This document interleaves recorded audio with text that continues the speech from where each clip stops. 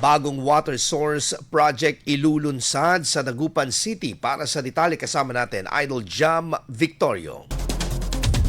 104.7 IFM. Report!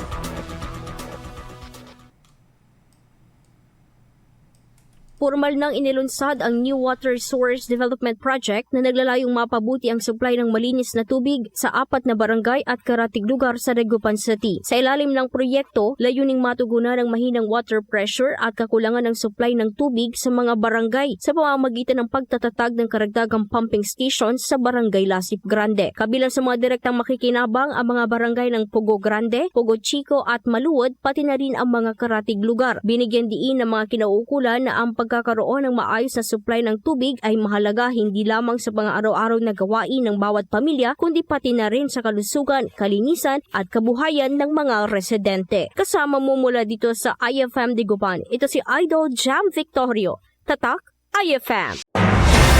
IFM News. IFM News. IFM News.